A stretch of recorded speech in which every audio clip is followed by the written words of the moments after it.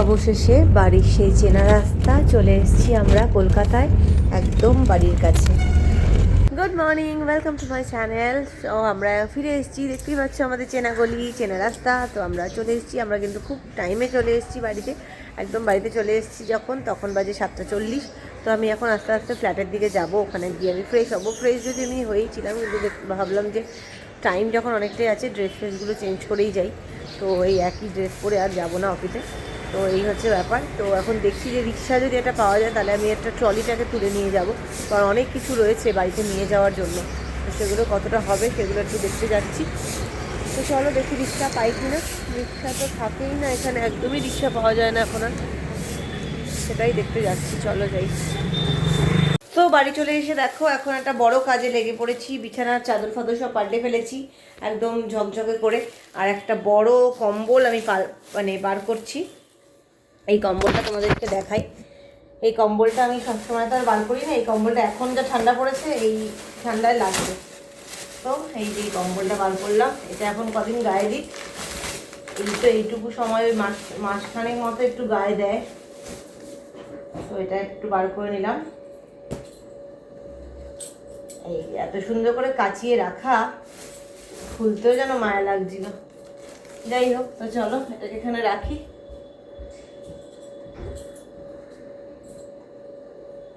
এগুলোকে এখন সব ফেলবো, ঘরটর মুছবো।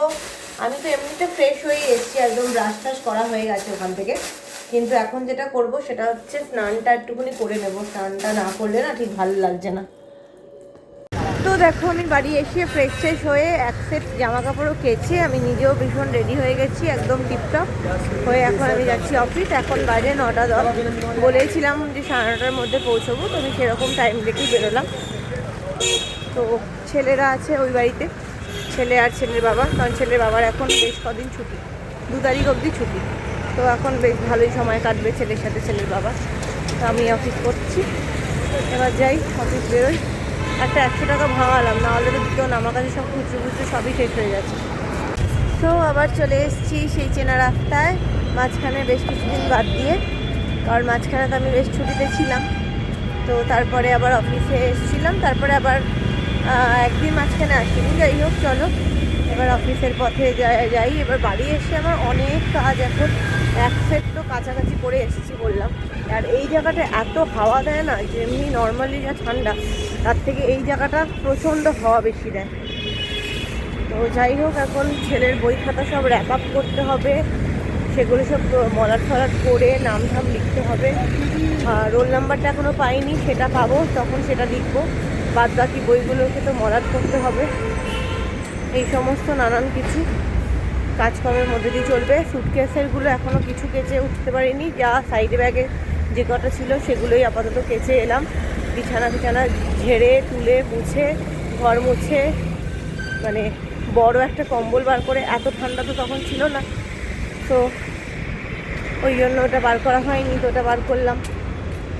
তো যাই হোক চলো এবার অফিস ঢুকি, বাকি কথা আবার মাঝে মাঝে ব্রেকে বলবো, ঠিক আছে? টাটা।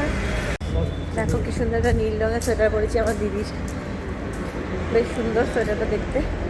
আর এখন আমরা যাচ্ছি হচ্ছে একটু ব্যাংকে যাব, একটু মুড়ি খাবো, ঝুড়ি ভাজা কিনবো। আমি ভাঙাবো বুঝছো, আমার কাছে 1 পয়সা খুচরো নেই, 500 টাকার নোট। চলো মায়ের সাথে কথা বলবো। এখানে তো প্রচণ্ড ঠান্ডা, বেশ কনকন করছে হাতগুলো আমার। তো এখন মাকে ফোন করব, ছেলের সাথে একটু কথা হলো, ছেলের একটু পেটটা হড়কেছে। তো ঠিক আছে, ওখানে তো সব দিন পটি করেনি, আমি বললাম থাক, এক্ষুনি ওষুধ খেতে হবে না, আবার যদি পটি হয় তখন খাবে। আমি এবার মাকে ফোনটা করবো, মার ফোনটা এনগেজ পেলাম তাই জন্য। তো সন্ধ্যাবেলা আজকে নিজের বাড়ির রাস্তায় না গিয়ে চলে এসেছি আমরা পার্ক স্ট্রিটের ফ্লোরিজে। কেন এসেছি সবটাই তোমাদেরকে জানাবো, তার আগে দেখে নাও কি সুন্দর পার্ক স্ট্রিট সেজে উঠেছে। আমি বহু বছর আগে এসেছিলাম বিয়ের পরপর, কিন্তু এত ধাক্কা খেয়েছি আর আমার একদম আসতে ইচ্ছা করেনি, আর ইচ্ছে করে না আর কি। টিভির পর্দা দেখতেই বেশি ভালো লাগে। এই দেখো আমার কলিগ দিদিও যাচ্ছে, এই দেখো রাস্তাঘাট সুন্দর ঝাঁ চকচকে, যদিও অলরেডি সবাই ঘুরে নিয়েছো, ঘুরছো, আমি ঘুরছি না। কিন্তু আমি আজকে গেছিলাম ফ্লোরিজে। ওই যে সেদিনকার আগে তোমাদেরকে সাথে ব্লগে শেয়ার করেছিলাম, আমাদের অফিস থেকে একটা কেক দিয়েছিল, সেই কেকটা আমার আর আমার কলিগ দিদির দুজনের ক্ষেত্রেই না বাজে পড়েছিল, যার জন্য ওটা আর কি আমাদেরকে পাল্টে দেওয়ার জন্য ফ্লোরিস্ট থেকেই বলা হয়েছিল যে আপনারা এসে কাইন্ডলি নিয়ে যাবেন। আর রাস্তাটা দেখো এত সুন্দর, এত সুন্দর, মানে আবার নতুন করে পার্ক স্ট্রিটকে দেখছি। আমি লাস্ট এসেছিলাম 2011-ই ক্রিসমাসের সময়, আমি, বাবা, মা, বোন, হাজব্যান্ড সবাই মিলে। তো খুব সুন্দর লাগছে দেখতে, আর ঠেলা ঠেলি সেরকমই শুরু হয়ে গেছে। তো ওই জন্য আজকে গেলাম, বলেছিল যে 31 তারিখে যেতে, আমরা বললাম যে না, 31 তারিখে আমরা মরে গেলেও আর পার্ক স্ট্রিটে যাবো না, তো ওই জন্য আজকেই যাচ্ছি। তো চলো তোমরাও চলো আমার সাথে সাথে, দেখো দুধারে একেবারে লোকে গিজ গিজ করছে। আর এই ফটোটা আমি একটা স্টিল ছবি নেব ভেবেছিলাম, কিন্তু এত ভিড়ে মারামারি টাইপের হচ্ছে, তো আমি আর একটু নিয়ে উঠতে পারিনি, প্রচুর ভিড়।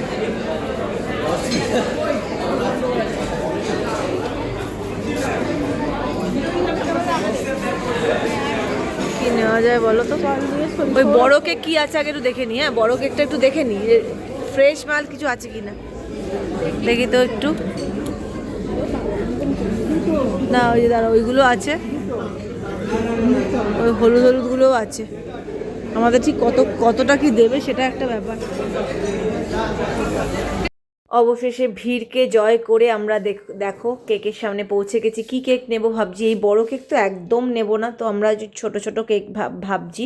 তো এই সমস্ত পেস্ট্রিগুলো নিয়ে অ্যাসর্টেড আমরা একটা বক্স বানাবো, তো এগুলোই সব দেখা হচ্ছে। বাকি কেকগুলো ওদের ভীষণ ভালো, শুধু ওই বড় কেকগুলো নিতে গেলে একটু চাপ হয়, সেটাই হয়েছিল আমাদের জন্য। তো এখন আমি বাড়ির পথে বলতে এখন রাস্তা পার হয়নি, আজকে গেছিলাম তো দেখতেই পেলে, যেরকম পার্ক স্ট্রিট ফ্লোরিতে গেছিলাম। তো ওই যে আমাদের অফিস থেকে কেক দিয়েছিল, সেই কেকটা আমাদের মানে আমার কলিগ দিদি দুজনেরই খারাপ বেরিয়েছিল। তো তাই জন্য আমরা এখানে বেশ কিছু অ্যাসর্টেড পেস্ট্রি নিয়ে নিয়েছি। তো ওটা আর কি ক্রিসমাস নিউ ইয়ারের জন্য ভালোই হলো, বাচ্চাটা খেতে পারবে।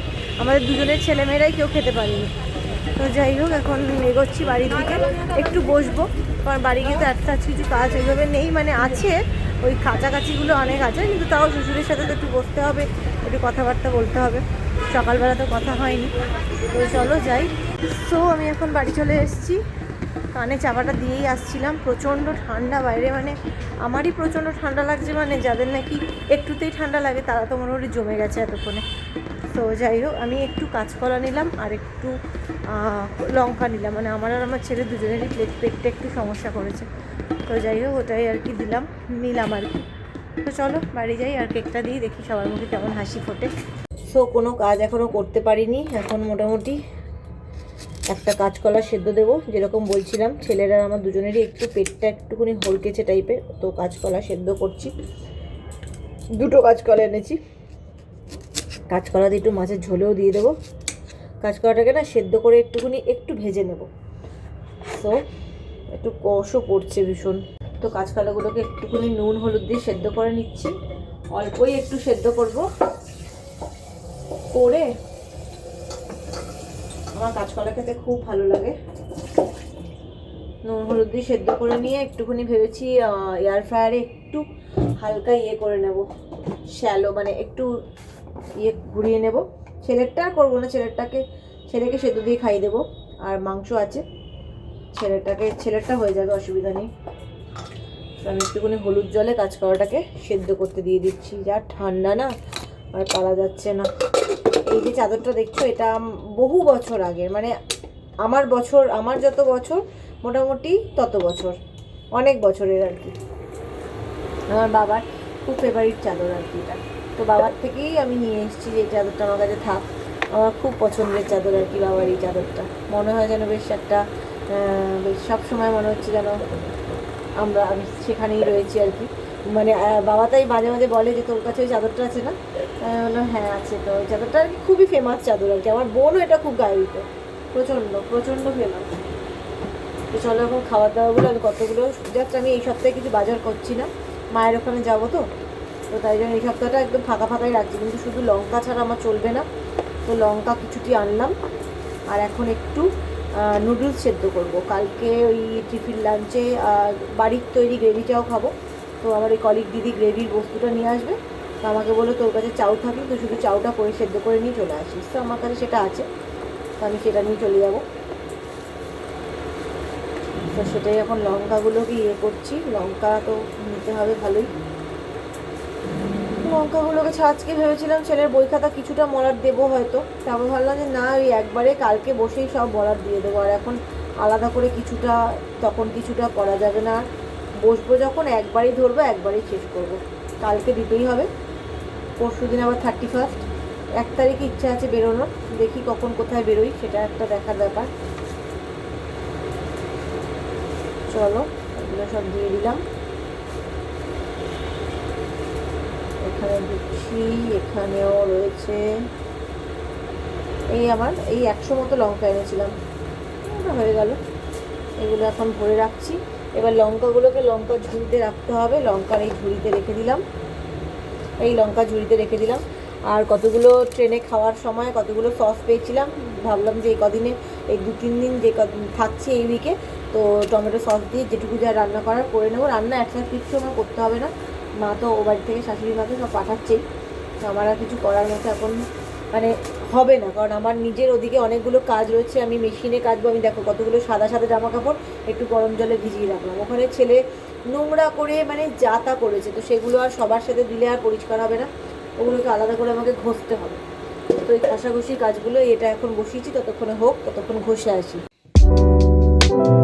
সো আমি খেতে বসে পড়েছি, দেখতেই পাচ্ছ আমার পাতে আজকে ঘরোয়া কাঁচকলা দিয়ে মাছের ঝোল। সো এই দিয়ে খেতে খেতে আজকের ব্লগটা এখানেই শেষ করছি, টাটা।